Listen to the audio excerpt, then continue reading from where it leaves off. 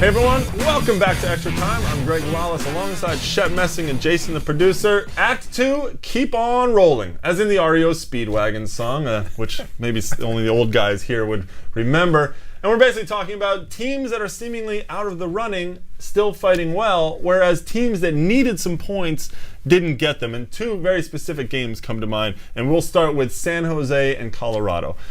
The Rapids, they're not assured of a playoff space right now. They go out to San Jose, the worst team in the Western Conference, and they end up with a draw. In fact, Colorado looked sluggish the entire night. What went on out there?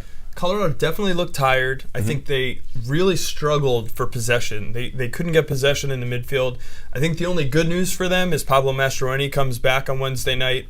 I think he'll add some bite to that midfield. It's definitely, they lacked it. I mean, I think San Jose basically had the ball the entire game, it felt like. Well, the Earthquakes looked great. I mean, they had lots of vigor, and they were moving the ball around, and Ryan Johnson gets that early goal, and they looked like they could actually compete. There are two ways of looking at that game in particular. For me, yes. And that's why San Jose is a disappointment. Where were they all year in terms of playing like that? I know they've changed some players around. And for Colorado, disappointment. They had to go out there thinking they could get a win, fortunate to get a point. As much as you say disappointment, though, getting that, the end of the game penalty kick, they get out of there with a point. It probably, at that point, felt like a victory for them. That's probably true. And I want to bring up one player that really impressed me was Nick LaBrocca.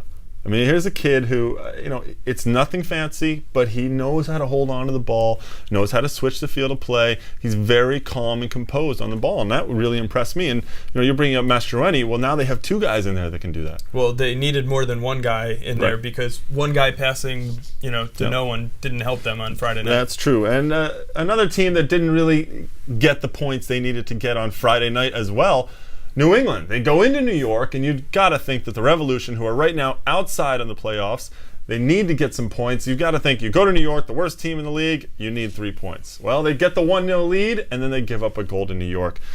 Is this a loss, basically, for New England? I think it's devastating for New England. And if you're Stevie Nicol, yes.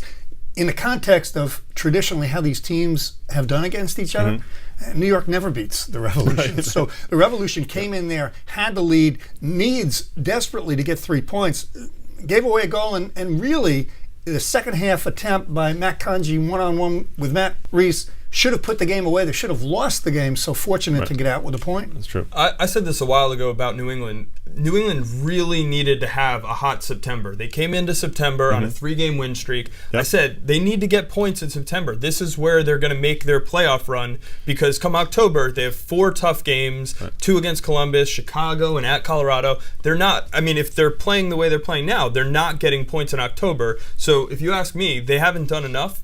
They have 2 games left in September. And I would say anything short of winning both of them is a failure for them. Well, their record of the month right now is 0-2-1, not getting the points that they need. Well, somebody who has started to get some points, though, Kansas City. They might be back in the playoff picture. I know what you're going to say. Go ahead, say it. No. Yes. Well, yes, there we go. Kansas City right now, 6 points out of the playoffs, 5 games to play. They pick up Kai Kamara, and they get a win against Dallas 3-2. I thought Kai Kamara, and you've been applauding him all year. I know you like him as a player. I do. I'm becoming a big believer in him because he turned that game around. Let's forget Jimmy Conrad, some lapses defensively, and then he makes up for it by getting the goal. But Kai Kamara, I thought the energy, getting into the attacking third, creating havoc in the box, he changed the game. That big striker that they needed up top as a target, probably. Look, if I was a Kansas City fan, I would probably have a positive outlook about it. I'm trying to be realistic about it. They have 3 wins this month. The first one came against New England, who played without Shalry Joseph for most of the game, which I'll compare to Kings of Leon playing without their lead singer. It's just not the same. Okay. So that win, fine. It was good for them. That helped them in their bid. But then their other 2 wins are against New York and against FC Dallas. All those teams are outside the playoff line. The rest of their games, they have 5 games left, they're all against teams fighting for the playoffs, in the playoffs right now. It's not going to be as easy, and I just don't think Kansas City is good enough right now. Then again, all those games against teams that are fighting for the playoffs or in the playoffs, those are the ones that are basically 6-pointers, so you can turn it around. You never know. Anyway, I need a team to jump on the bandwagon. Last week it was Dallas. This week it's going to be Kansas City. That's how it goes. Well, I've also always been on Brian McBride's bandwagon, and we got a chance to talk to him this week. We're here at the Soho Grand Hotel in downtown New York, and we're joined by Brian McBride, striker for the Chicago Fire. Thank you very much for joining us on this one. Not a problem, It's been a good to see you. A long day of interviews and things like that. And it's good to see you too. Brian and I have known each other since we were little whippersnappers running around in the Midwest. Well, first of all, obviously, I think what MLS fans want to know is, how's the shoulder feeling? How did it come through in this past weekend, the game? Yeah, it was good. My shoulder's been good for a while now. It's, feeling-wise, it's fine. Strength is very good. It definitely can get better and be better. But now it's more on my fitness side of things and getting my legs right and my timing right, and those sort of things. The past two games, especially this past weekend, will help me a lot. Right. Well, you came back quickly and a little early from this injury. You're 37 years old now. Was there some sort of motivation for this to get back quickly? I mean, what drove you in this one?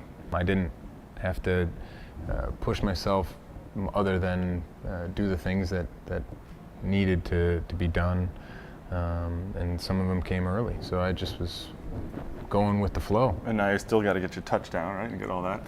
The timing more so. My touch is all right, but yeah, I mean, you look at the last two games, I could have had 2 goals with headers, especially the last game. I should have scored that one easy. Well, what happened last game? You guys had that 2-0 lead. Everything was going okay, and then you're at home. I mean, you can't lose points like that. Are you trying to get me fined? Is that what come you're trying to do? What happened? Listen, I think we're disappointed to tie that game, and I think to a man, everybody felt like it was a loss. And, Columbus is a great organization. They've done extremely well over the past years, and they have a great team. But it was a game we felt like we should have won. For many reasons, but to give credit to Columbus, they fought back and were able to get those 2 goals. Well, it's the stretch run now. You guys are in second place, right behind Columbus. Obviously you want to get as much momentum as you can going into the playoffs. How do you approach these last couple of games? Well, I think the important thing now is to get the guys that are injured back. We've been fortunate enough to have a group of talented players, especially some of the young guys that have been called upon, have stepped in and done a great job. Peter Lowry's a couple of nice goals. He had a great weekend. You got guys coming back from injury, so it's sort of bringing them back in and making us all sort of to gel, and that's one of the great things we have. We do have a deep team, and getting those players back will help us for that push. Well, it's good to see Brian McBride back on the field after having a couple of injuries in the last couple of months. Yeah, I think Chicago definitely needs him to start scoring. He's, for me, one of the classiest Americans ever to play the game. Good to have him back in MLS. Definitely. And don't forget that you might get a chance to interview a player like Brian McBride if you can win our Extra Time Guest Reporter contest. You might win a trip to MLS Cup. Check out our website on MLSnet.com for all the rules and how to send us your video. On Thursday, it's the ET Cup and the Impact Game of the Week.